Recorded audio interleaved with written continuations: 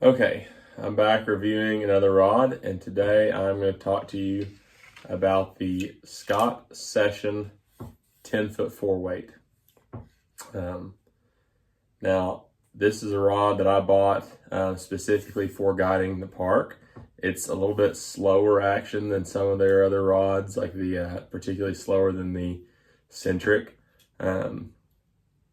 So I kind of thought this rod was going to be along the lines of the action of the Radian 10-foot 4 weight, which I really love for a park rod. It is close. This one is a little bit faster than the Radian, which if I was going to use this only for the park and only for guiding, is not my favorite thing. I like the action of the Radian a little bit better, with it being just a tad slower. I think that that doesn't hurt things for my more experienced clients, but that rod being a little bit slower, I think, is a little more helpful for my less experienced clients. That being said, I haven't really had anyone having trouble throwing this rod, even in the park. It is slow enough. It does a fine job on those short casts, roll casts really well. I very much enjoyed fishing this thing in the park. And if it was just me fishing it, not guiding with it, I actually think I might, to me, it'd probably be a toss-up between the Radian and this rod as far as the action goes.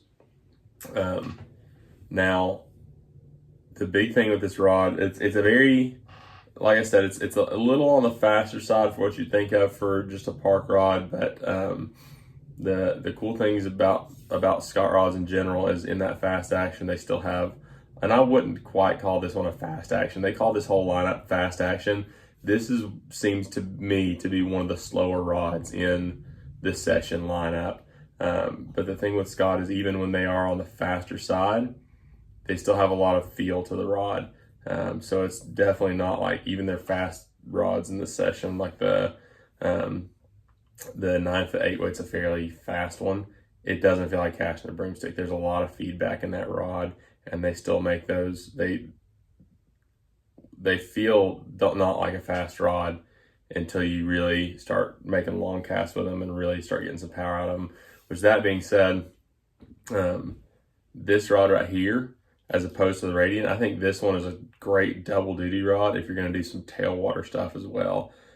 So I bought it specifically for the park, but I have been fishing this one on the clinch and really like it for that, because it does have that little bit of extra power over the Radian. So when I really need to make a long cast with a long leader, a lot of times there on low water we're fishing 12, 15-foot leaders. So when I need to make a long cast and really turn that long leader over, this rod does a fantastic job. It really feels great doing it. So it's a great double duty rod, do some small stream stuff, also do some tailwater stuff. Great dry fly rod for those tailwaters. But anyways, it's a powerful rod. It feels really good. It's very accurate. It's pretty light. I've really enjoyed the action of this rod. It's got a great recovery speed. And that kind of brings me to the marketing or lack thereof that you've heard about this rod. So the main thing I've been hearing, and I don't remember if I've heard this directly from Scott or not, but the main thing I've been hearing is that people are saying what they've done here is usually in $1,000 rod you have about $700 worth of rod and about $300 worth of marketing.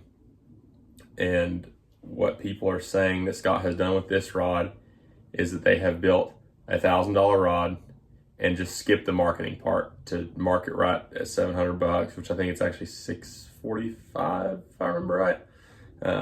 But they basically cut out all their marketing budget on this rod, and they're saying they're going to let the price point of the rod market itself. So people are saying this is a $1,000 rod for $645. And I would mostly agree with that. It feels like a $1,000 rod to me. It casts like a $1,000 rod. I'm going to be very nitpicky for a second. And the one place that it loses me with saying this is a $1,000 rod is the reel seat. And like I said, this is going to be really nitpicky, but if you look close at this reel seat, it's very run-of-the-mill. It's a double up locking reel seat. There's nothing special about that insert. This is a fine reel seat. It does its job very well. It looks good enough. I think this is absolutely the reel seat you should find on a $700 rod, which is about what this is. But that's the only place they lose me when people say that this is a $1,000 rod, because I have some of Scott's nicer rods and the reel seats look better than this. So this insert right here, I'm not even sure. It looks like some kind of epoxy maybe. That'd be my guess. It's like a very green color. And the reel seats on the Centrics and the Sectors, I don't even know what that material is, which should tell you how unimportant this is, but it looks cooler than this, in my opinion. And then the big thing, when I think about, like, with it being a Scott and calling it a $1,000 rod, one of my favorite things about the Centric, and there's a little thing, is the reel seat. And specifically, it's got a single up locking reel seat, and it's got one that works well. Most single up locking reel seats I have found do not hold well, but the Centric has like this, the threads are very aggressively pitched, so you take that and you just do one flick of your thumb and it's tight. You can take that thing on and off in a hurry, which really doesn't matter, but I like it. It's just something, that's one of those places where you can tell they've put that extra bit of time and focus into something as simple as a reel seat. And that single up locking reel seat holds all the time, every time. Never had that thing come loose on me. But that right there is where they lose me saying it's a $1,000 rod. And to be fair, this reel seat, if it was on somebody else's $1,000 rod, I wouldn't think anything else of it. If that was on an Orvis rod, I'd yeah, sure, that looks like a $1,000 reel seat to me, because it finished nicely. The only thing that makes it not look like a $1,000 rod is that it's double up locking instead of single up locking. And to be honest with you, most other companies, I wish that their single up locking reel seats were double up locking, because their singles suck. And it's cool to have a single, but I'd much rather have a double that works than a single that falls off all the time, like most of them do. But that's my little rant. That's my nitpicky thing. That reel seat is the only thing that I think it's not a Scott $1,000 reel seat. But again, this is not a $1,000 rod. That is very much a $700 rod reel seat. Like, you're absolutely getting as much or more quality than you paid for with that $700 reel seat. And everywhere else in this rod, it's a $1,000 rod. The blank is amazing. It's got a wonderful action, very fun to cast. It's got really high quality cork on it. To the green, I've heard some people complain about the green on this rod. They don't like how it's kind of like a vibrant green. I don't mind it. I'm also a huge fan of olive, so obviously if it was like an olive green, I would like it more, but I have no problem with the kind of more vibrant green that they've gone with on this rod. And then obviously it does have the hook keeper like all Scott rods, except unless you go through their custom shop, which if you've watched many of these videos, you know I'm not a fan of the hook keeper.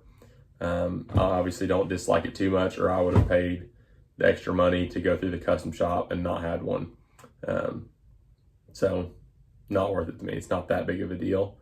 And then the grip is it's a very nice grip. I always like Scott's full wells you can see that they're not completely symmetrical. So I find them to be quite ergonomic. And this is actually, it looks like kind of a small grip, and people have talked about them being small grips, but I actually have a pretty big hand and it fits my hand quite well. I haven't found this to be too, I looked at it when I first picked this rod up. I was like, that looks like it's going to be too small, but it's been fine. Now, and you can see, like, I'll put it up here side by side with an Orvis Clearwater 10-foot 3 weight grip, and you can see that that Clearwater grip's a little longer. But one thing about this grip, and all the Scott 10'4" weights have this complete full wells grip. As much as I'm not a fan of a lot of things Orvis does, one thing I will give them a lot of credit for is this grip right here. They've got it on their 10'3" weights. They've got it on their 9'5" weights, and I'm sure a few other rods as well. But I think they call this a modified full wells, and you can see where it's not a half wells where it completely tapers off, but that bump there is just a little bit smaller. And I actually really like this grip. I would love to see that grip on some of Scott's, specifically the 10'4" weights. The 9'5" weights, I'm fine with having this grip, but I often find myself putting my finger up on the blank with a 10'4" weight, and when I'm fishing small streams specifically.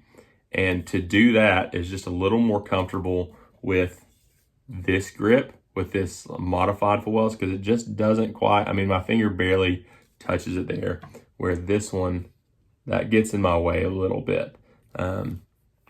So I do wish this had like a modified full wells, which I don't know. I think maybe Sage has that on some of their rods. I'm not really sure if anybody other than Orvis does that kind of grip, but I do. As much as I am not Orvis's biggest fan, I love that grip. But if I can't have that one, I like this one. I do like this better than a half wells. So I'm glad to not see a half wells on this 10'4" weight. And that being said, if that really bothers you that much, you can quite easily, I don't know, Scott probably would not encourage you to do this, do work on your own, but you can, nor would any company, but you can take a piece of sandpaper and just sand that grip down a little bit where that bump at the end is not quite as big. I will not be doing that. I will leave this grip as it is, which tells you again how small of a deal that is to me. But overall, I like this rod a lot. I think it's worth more than what you pay for it. I think a lot of my clients have picked up this rod and really loved it, and asked me, what model it is, where can they get one. So I've been very happy with it so far. I think the claim that this is a $1,000 rod without the marketing, so you save a few $100, I think that's mostly a true claim. You're getting an equal quality reel seat with everybody else's $1,000 rods. You're not getting the same reel seat that's on Scott's $1,000 rods, which is a reel seat I really love, but again, tiny thing. So you will not be disappointed with the 10'4" weight Scott Session. Hope this was helpful. Hope you guys enjoyed it. Don't forget to like, comment, and subscribe.